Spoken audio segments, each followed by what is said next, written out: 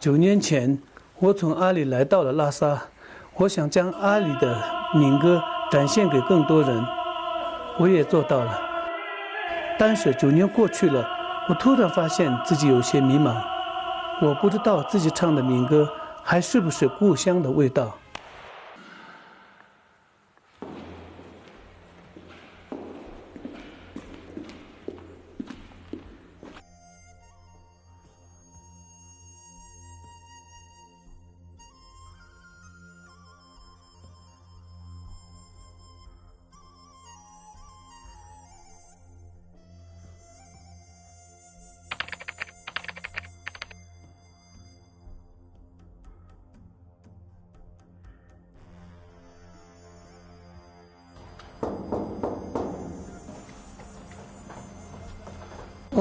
캠퍼스 geldi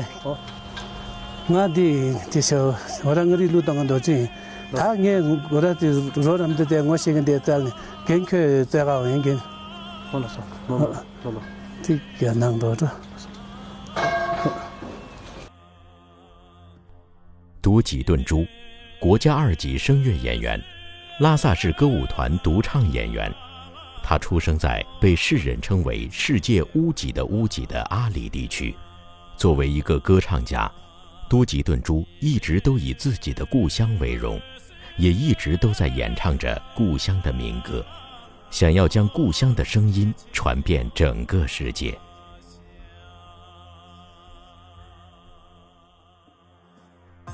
他今天所拜访的这个人叫普布坚参，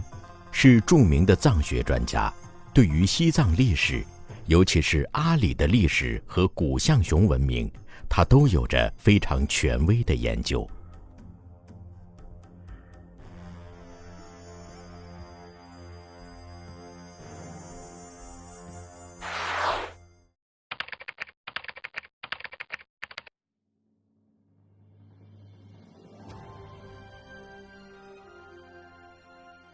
3天前，都吉顿珠回到了故乡，阿里地区普兰县治下的柯家村。相比较于阿里地区的其他几个县，普兰县的平均海拔只有3000多米，环境相对来说更好，水源植被也非常丰富，适宜农牧业的发展，是阿里地区最适合人类生存的地方。而多吉的故乡柯家村传承历史悠久，村里的柯家寺有着超过1000年的历史，而村里所流传的风俗、服饰、歌谣都极富古风，村民们个个能歌善舞，很多人都把柯家村称作象雄文明的活化石。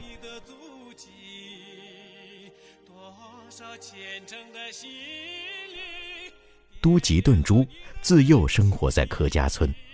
耳濡目染之下也深受影响。他的母亲是当地出名的好嗓子，也是多吉顿珠的启蒙老师。他教给多吉顿珠许多当地的民歌，给他的歌唱事业奠定了坚实的基础。而这一次回到故乡，多吉顿珠就是想要从母亲那里找到自己歌唱时遇到的问题。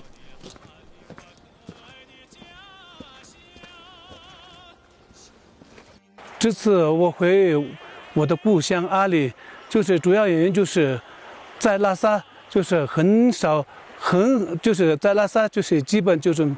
听不到阿里民歌，也就没有阿里文化，几乎就没有在拉萨。所以就我回来的目的就是，要学习和了解阿里民歌，然后今后更好的就是阿里民歌唱下去。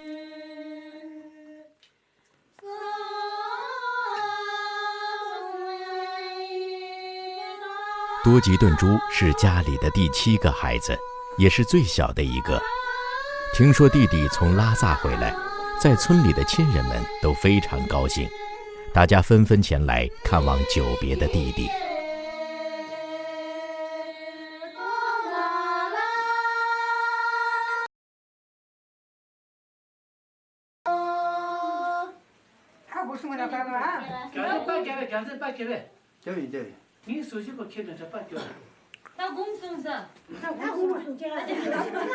醇厚的青稞酒，香浓的酥油茶，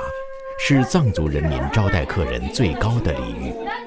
欢歌、跳舞是藏族人民最热烈的仪式。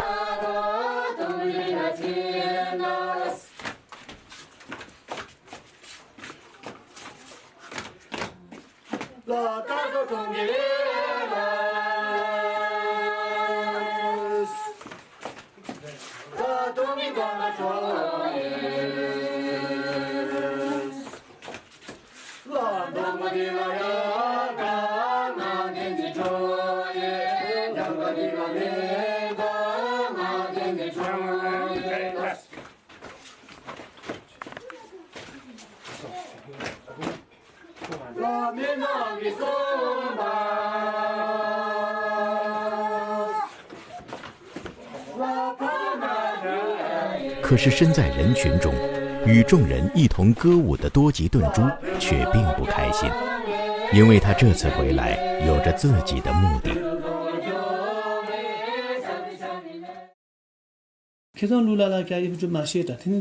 多吉顿珠告诉妈妈，现在他最困惑的就是作为一个民歌歌手，唱的又是故乡阿里的民歌，可是自己却不知道自己的歌里面是否还有着故乡的味道。面对这样的问题，妈妈带着多吉来到了村子旁边的草地上，让多吉唱歌给她听。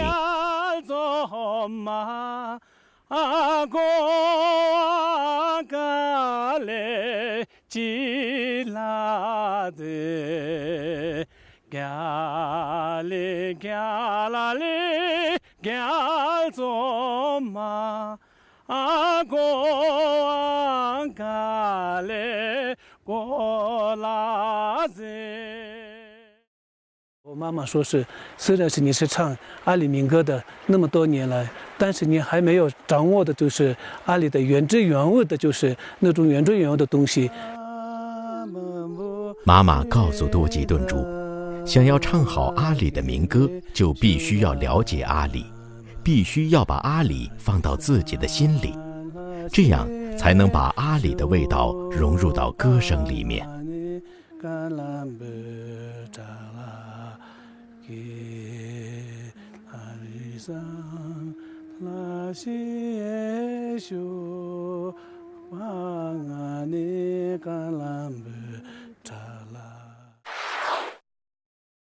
普布坚参是藏学专家，是阿里通，正是有了妈妈的指点，多吉顿珠才想到要通过普布老师去了解自己的故乡阿里。这种大类全部去抢单是的，做那个当下的，后来我这个的路道也去的，但也都要这样也去的。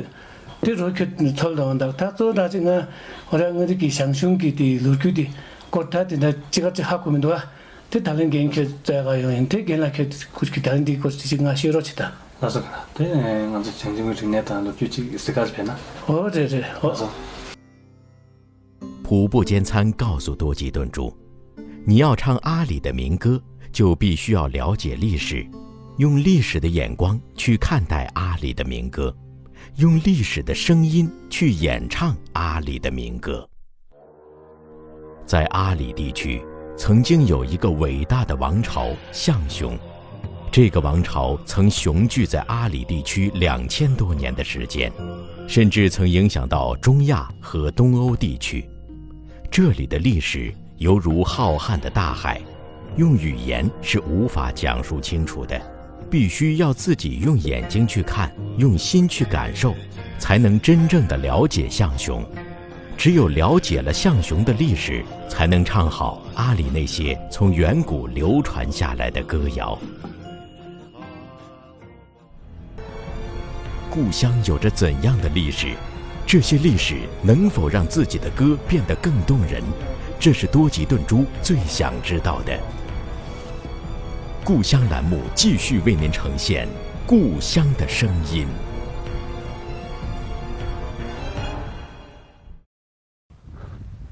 普布老师带着多吉顿珠前往的第一站，是位于阿里地区最为著名的神山冈底斯山附近的格江玉罗卡遗迹。 공기 뒤서 다 야오티 뒤서 칸나네 당쇼데 지거래 카 당부데레스 다 지수土部间参告诉多吉顿珠，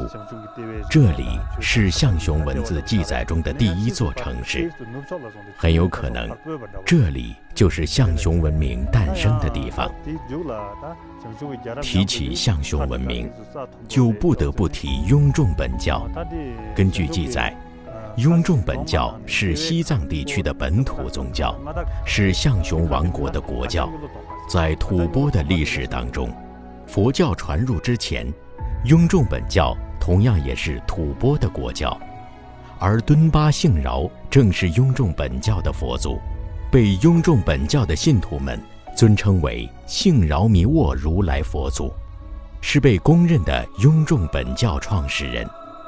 他在雍仲本教中的地位与释迦牟尼在佛教当中的地位一样的崇高。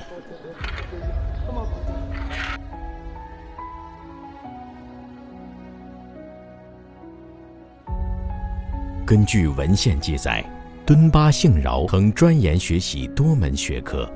是象雄著名的学者。他的学识渊博，又常在四处游历学习。当他辗转到达格江玉罗卡的时候，受到了当时象雄国王的热烈欢迎。国王对他非常器重，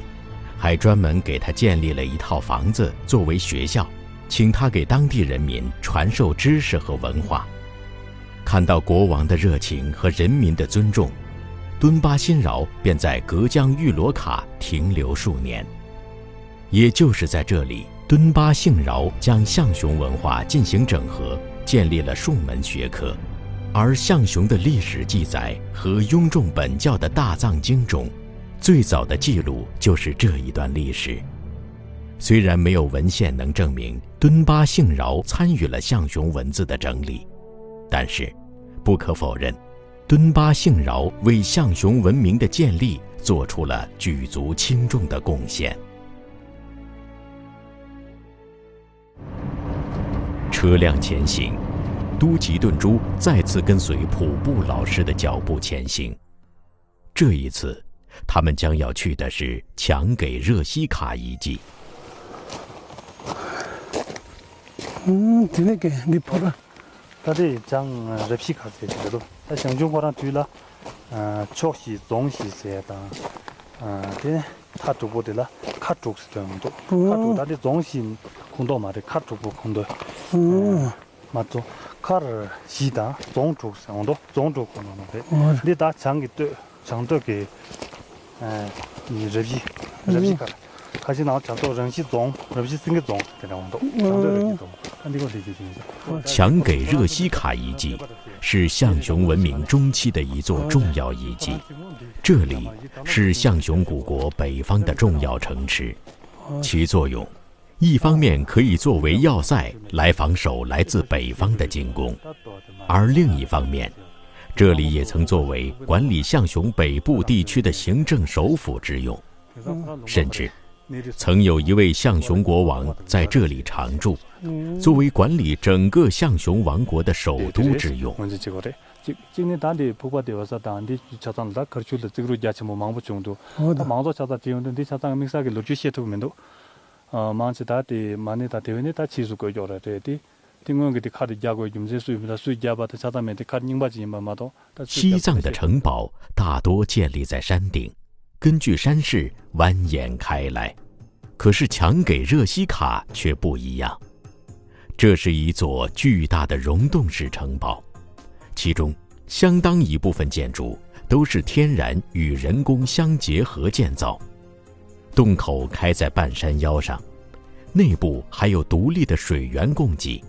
易守难攻，且能防御野兽攻击。在粮食充足的情况下，城堡里的人甚至可以1年都不出来。就是今天非常高兴来到了，就是咱们那个强日西卡，这是就是我头一次来到这里，就是普普老师，带我就是这里来，就是观看就是咱们那个日西卡的这些遗址，然后我觉得就是这么一个偏僻的地方，就是雪山围绕的这么一个偏僻的地方，能有这么就是规模大的，就是这么就是漂亮的建筑在这里，我觉得咱们的祖先就是非常非常的了不起。然后同时呢，我心里也非常非常的荣幸。随着普布老师的脚步，多吉顿珠一点点地接近强给热西卡，一点点地去了解这里留下的沧桑。这里是阿里保存最为完好的一个遗迹，无论是那数千年来持续不断烟熏而有些结晶化的洞顶，亦或是那只容一人行走的崖间小路，都让多吉有了新的收获和感悟。嗨，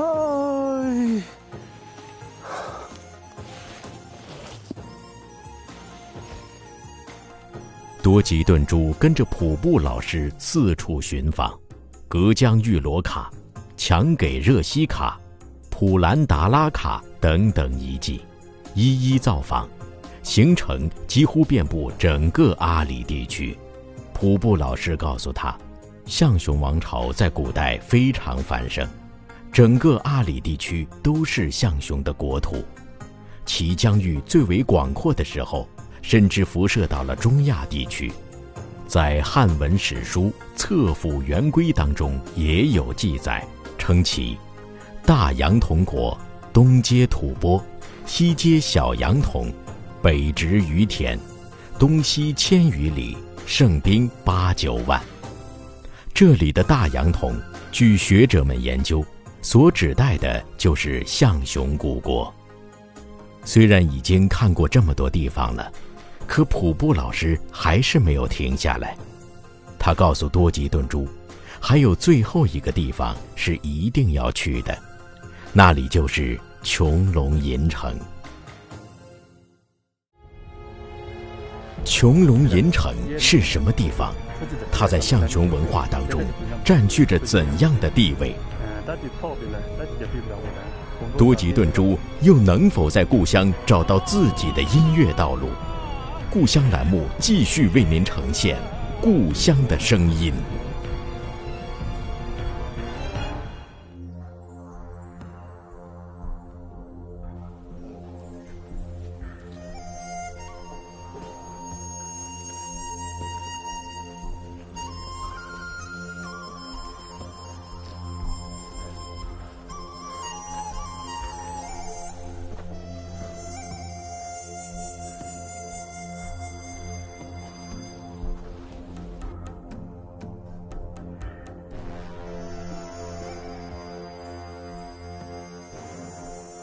象雄기 야보 나로 제만 남가서 된 거래. 코나象雄기 다 중농가 야보기 세인세 거래. 세데 코나 통사된 도로 인자마 다 코나긴 제 샤죠 근데 저래. 스벤 주폭세디 배자지 동바시라 근데 저래. 단능신 직된 차다 동마 간다 차갑다란 직된 저세래. 저기 배자 디긴 되와들라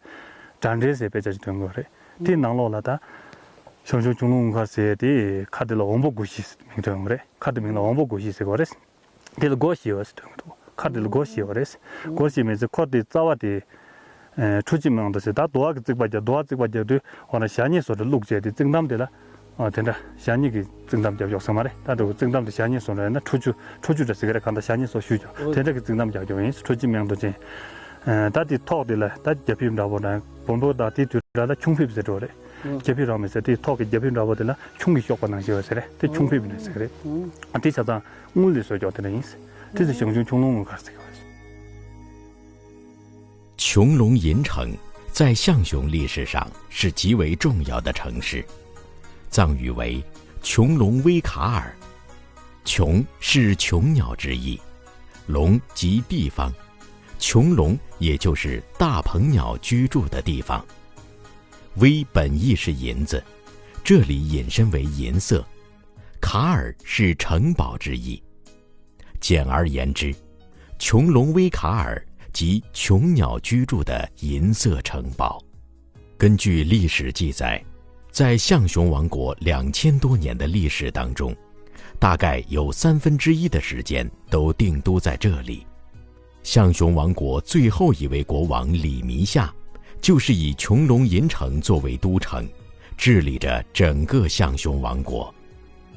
普布老师告诉多吉顿珠，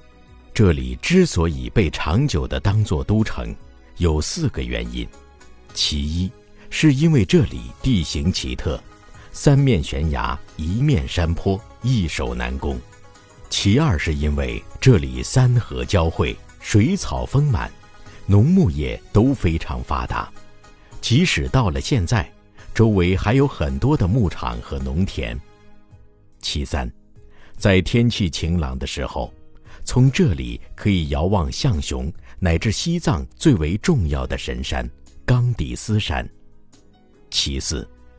琼鸟是象雄文化当中的神鸟，而穹窿银城作为琼鸟居住的地方，有着极深的信仰意义。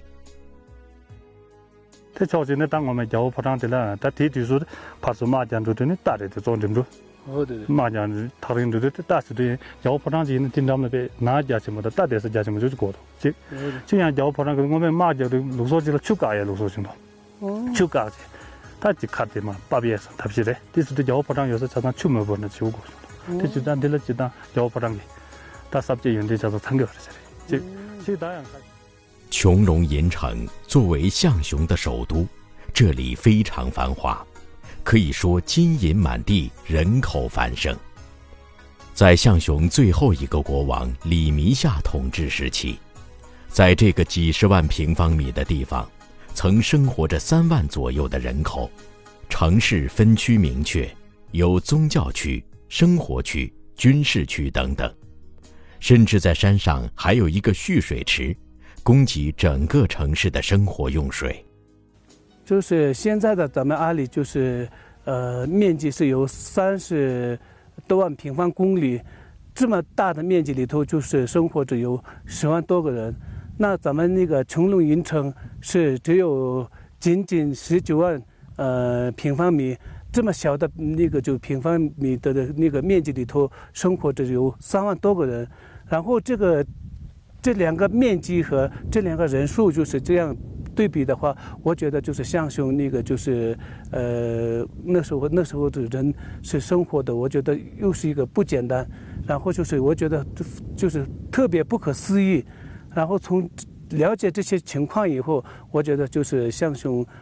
其实一个非常了不起，然后对他们的敬佩和我有一个深深的骄傲感。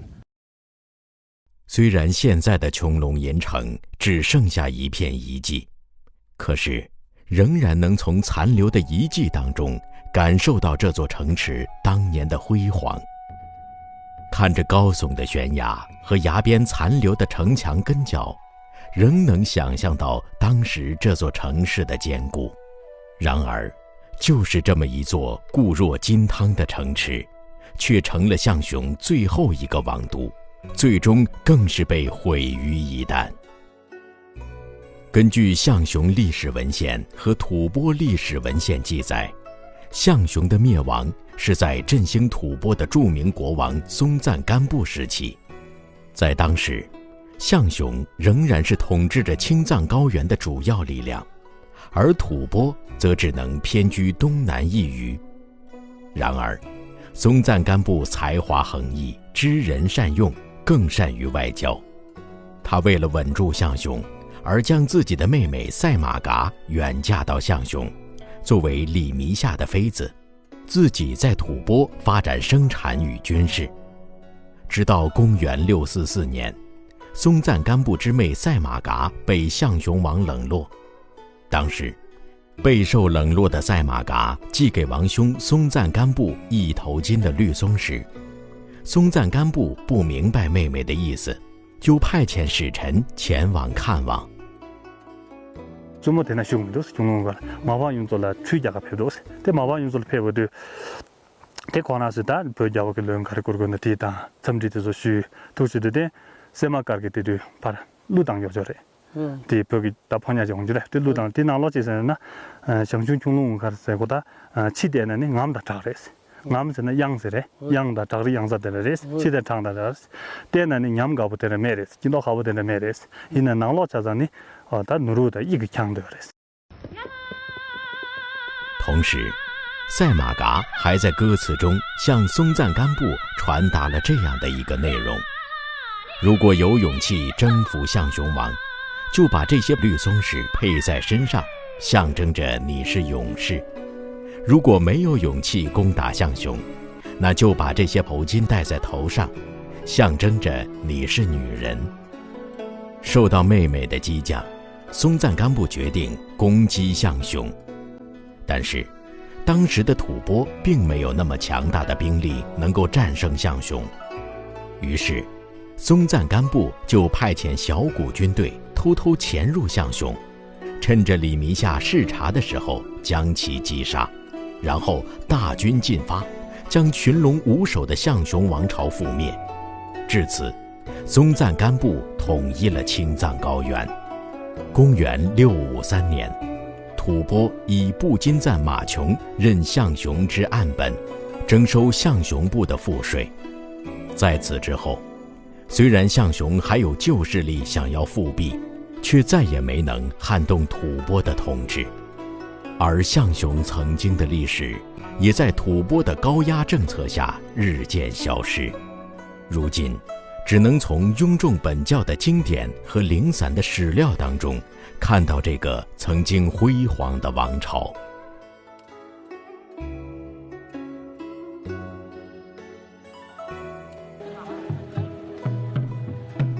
走在古老的土地上，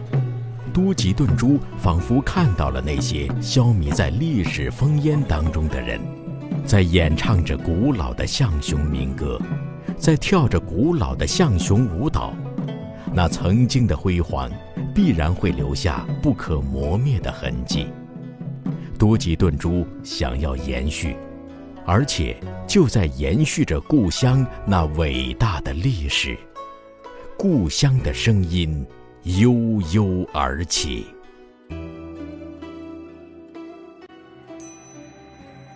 在那久远久远的时代，有着穹隆影城隽永的传说，在那高耸宇宙的冈底斯石山，有座辉煌的象雄王国。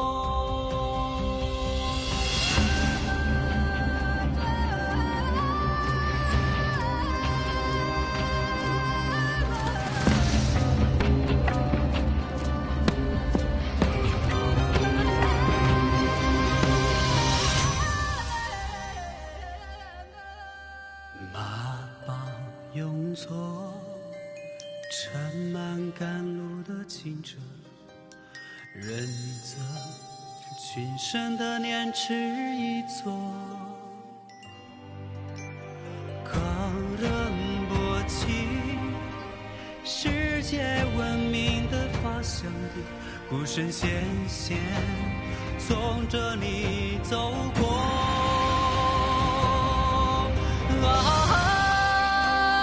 永恒的想象，深深的哭过，虔诚的